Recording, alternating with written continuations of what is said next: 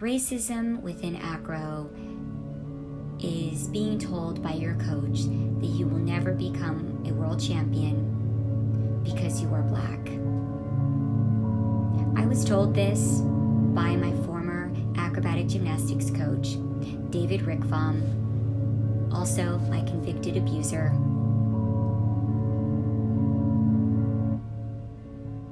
And as you see, we proved him wrong.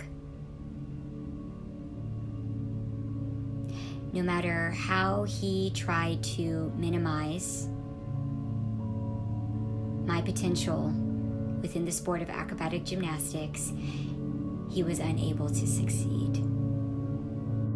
What struck me the most in conducting these interviews with these amazing Black acrobats, Black coaches, Black gym owners, Black judges, is that not much of the environment has changed from when I competed from 1996 until 2004, and my sister Nicole and my brother Marquise competing for a few years after 2004. Not much has changed. I try to conduct these interviews without injecting too much of my own personal experience because, again, I really want to amplify the experiences of my guests and also to see what the contrast is between their experiences and mine. And what has saddened me, even though there has been a lot of change within the sport, even though there is a lot more representation. There is. I can see that.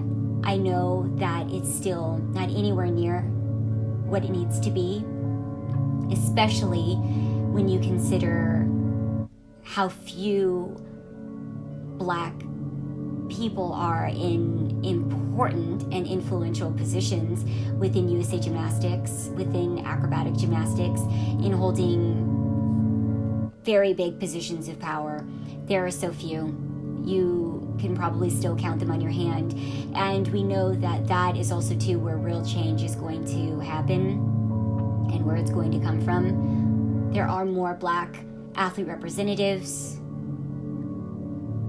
which is a good start, many great steps in the right direction. But we need more people in the room that are making very important decisions, that are managing funds, that are managing those resources that look like us. And I want to reiterate again that not much has changed. The comments that I've heard throughout these interviews on this episode of Live Like an Acrobat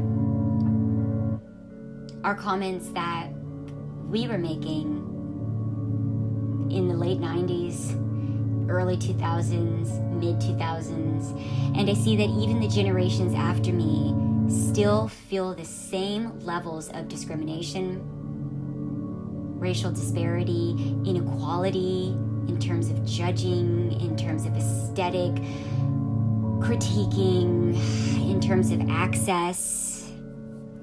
And so we need to ask ourselves, why? Why is it that within the span of about 20 years nearly since I've retired from the sport, that these same issues are still there?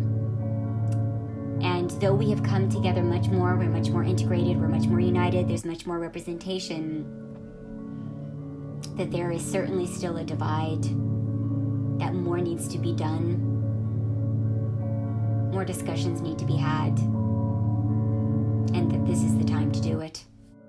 USA Gymnastics needs to do better, that they need to do more, that they need to provide more resources, that they need to continue to elect people of color, Black people, to important positions, that there should not just be 1 out of 10, actually 1 out of 100 in many cases.